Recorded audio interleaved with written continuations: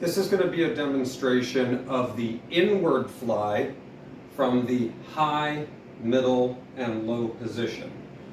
You will see in your program which it is supposed to be based on the title, but I want to show all three because the mechanics remain the same.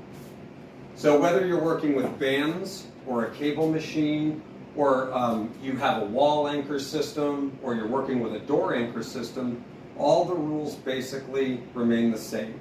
We're changing the direction of where the force comes from to affect how our body is resisting that external force, but the force is not on us. The force is coming from outside of us, and it's somewhere in the environment. I refer to this as the angle of incident, the angle of force, or the vector of force.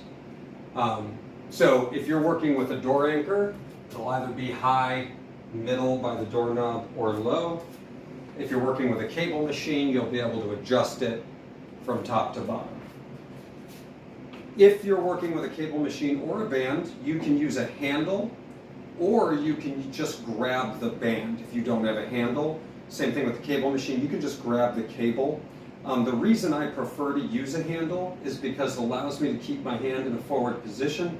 Typically, if I'm grabbing the cable or the band, it turns out to be a palm down position, which has an effect on the orientation of the shoulder blade.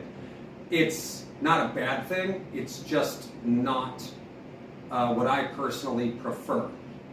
I find that I get better engagement from the rotational elements of my shoulder if my palm is in a forward position rather than being in a downward position.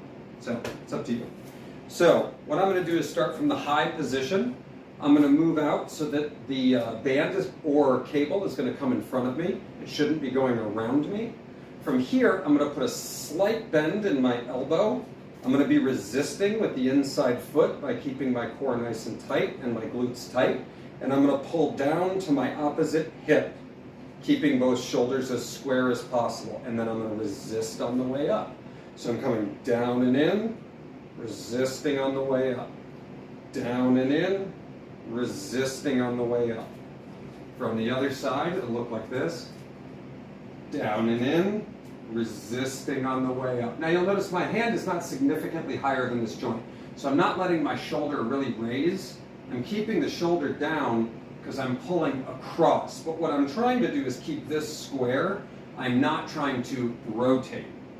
So I'm coming across my body, isolating the shoulder, resisting on the way up. Cross, resisting on the way up. If I change the angle of incident, or the vector of force, or the angle of force, now I'm coming across my body completely. So I'm starting out here with a little tension in the band. If you're using a cable machine, you're going to feel the tension because the weight will be on you. So we want to start with a little bit of resistance, pulling across, resisting on the way up, slight bend in the elbow, and curling with the wrist inward. Now you'll notice my elbow gets just about to my midline, but that's about it. Now, for some of you, this might irritate your AC joint, so you'll have to come to center and let it go. So center, let it go. But if you can cross your body, just like so. So from here, cross, a little bit of soreness in the shoulder for some people. If that happens for you, stop at center line and resist. Because remember, what we're doing is we're contracting and resisting. Contracting, resisting. We're not just letting it go. If I'm moving in the upward position, it's going to start low toward my hip, and I'm going to come up in line with my opposing shoulder. Again, that elbow basically comes to center line. Just inside of it. Just like so. Slight bend in the elbow. Crossed, slow on the way down. Crossed, slow on the way down. Across, slow on the way down.